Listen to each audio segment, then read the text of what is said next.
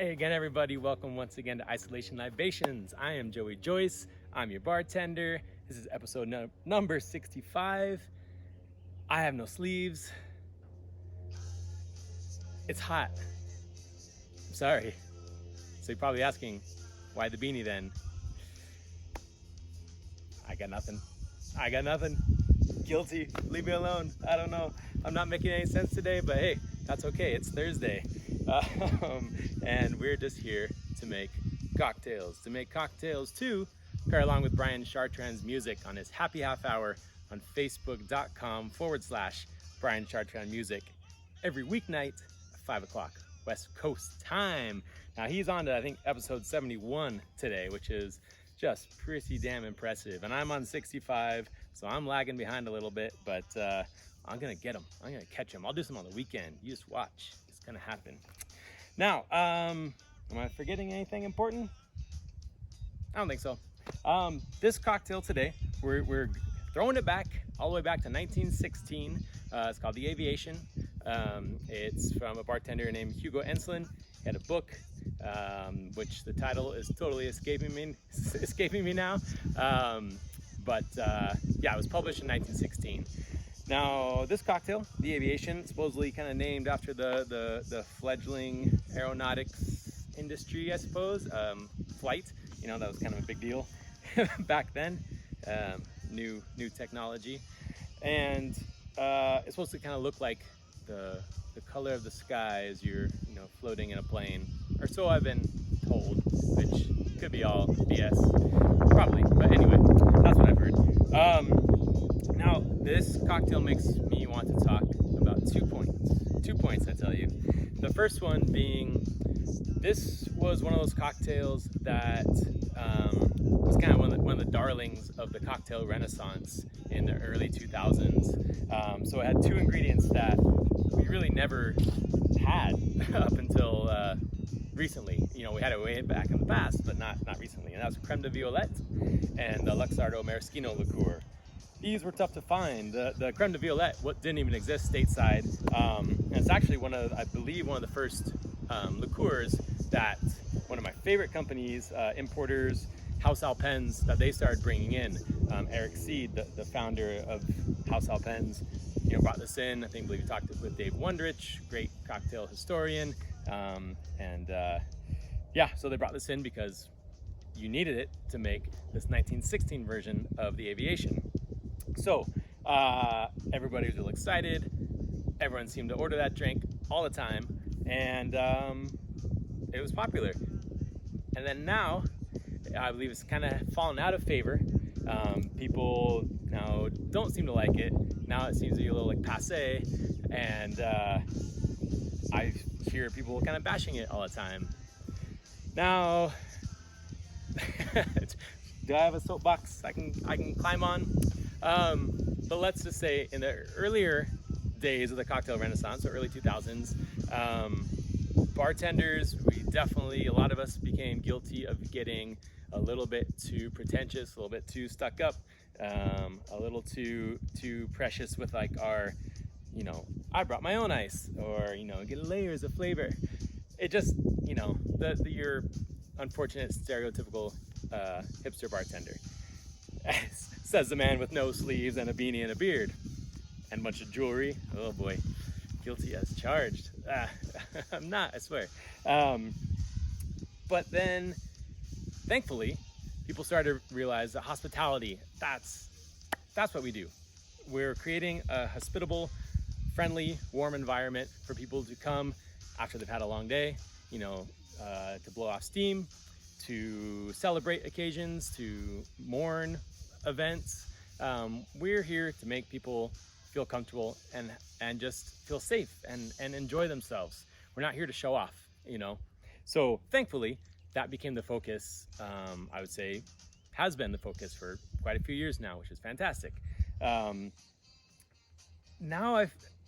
I almost feel a little bit as if there's too much of a backlash against some of these, pre-prohibition era cocktails, and maybe using some obscure ingredients or things like that. You don't have to bash this cocktail. might not think it's the greatest thing, and it definitely can lean towards the soapy scale with the creme de violette if you use too much of it, if it's out of balance. But I think it's a fine drink. Am I gonna drink it every day? No, but I also don't need to now say, oh, the Aviation, this 1916 stuff, that's garbage. But I'm making this, you know, reinterpreted version of a Cosmo or a Long Island, and that's what's cool now. The other stuff, oh, that's crap. It's doing the same thing, right? You're still putting something else down or saying something else is garbage to kind of boost up whatever it is you're doing now. When really you should just kind of treat everything on an equal playing field. And if it's good, it's good. You know, if it's a time for drinking in aviation, great. If, you know, it's not the right time, don't drink it. Drink something else. Drink a freaking Bud Light. Drink some Boone's Farm. Who cares? It's just a drink, man. It's just to have some fun. Have something tasty, refreshing, cool, interesting, whatever. So, down off the soapbox. That's that issue. Sorry, I got one more issue I want to talk about. And that is recipes. So, that's the other thing. You can't, I know I mentioned this before, but you can't always take a recipe and just put it on a pedestal and say, this is it. Don't touch it, don't change it, because ingredients change. Your citrus gonna change. Your simple syrup is gonna change. Things are not always the same. And also, it's fun to play around, you know? Again, think of it as cooking, not baking. It's not gonna totally collapse if you change a couple things or experiment. You know, your souffle is not gonna deflate, or your bread is not going to rise. So you can have fun, change things around. So when I write some of the recipes that I'll post with the pictures, they might be different from what I actually have written down in my cocktail book, or what you might see in a cocktail book or online. That's fine. None of them are like, you know, etched in stone. Feel free to experiment. So this one, for example, is a great example of that. Sometimes I've done 1/2 ounce of lemon juice. I'm doing 3/4 ounce today. I've put simple syrup in it before. It's like 1/4 ounce. No simple syrup today.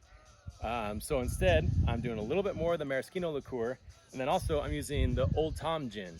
Old Tom gin is a slightly sweetened style gin. There's another one from House Hell Pens. Those guys are killing it. So it has a little touch of sweetness to it. So I think that combined with a little bit more maraschino, and then the sweetness that's in the creme de violette too, I don't think you'll need simple syrup. But again, if I was using a different gin, I might change it up, put a little simple syrup in, cut down the maraschino. You know, depends on who's drinking it too. So again, please feel free to experiment. This is not like the gospel truth of just, you know, whatever. Oh, this is what I read, this is what I heard, this is what I saw in a video. I have to make it that way. Screw that. Experiment, play around, have fun.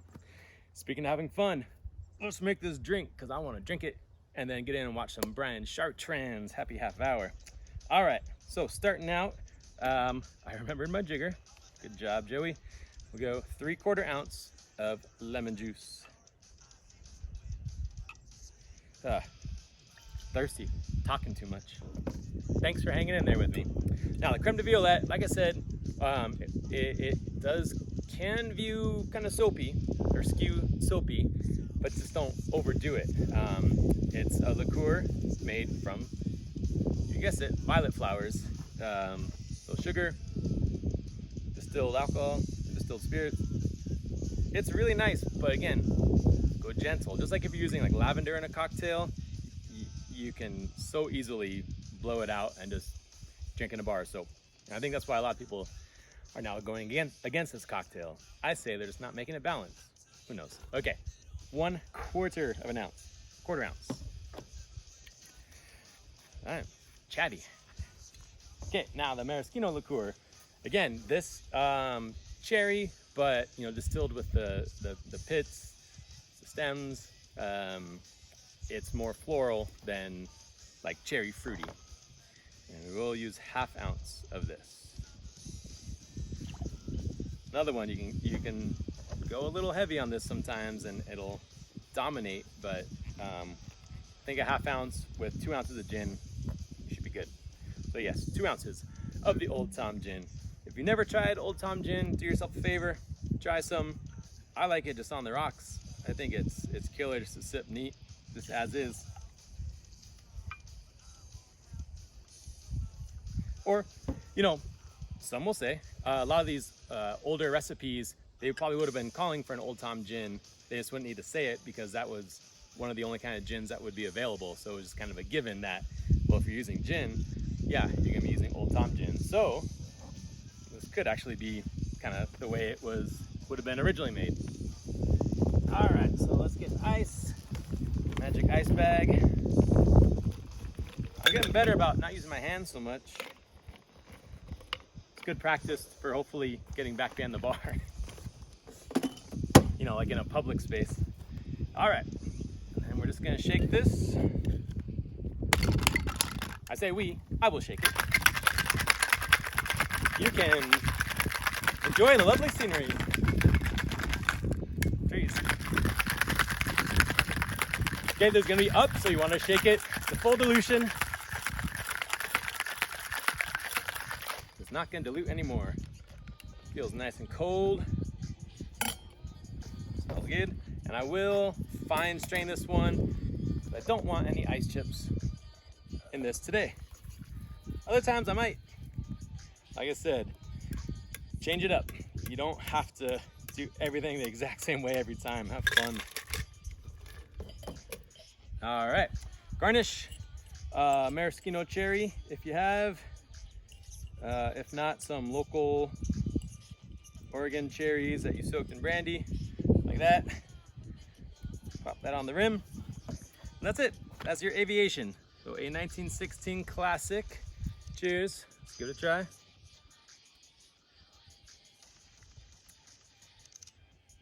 I like it.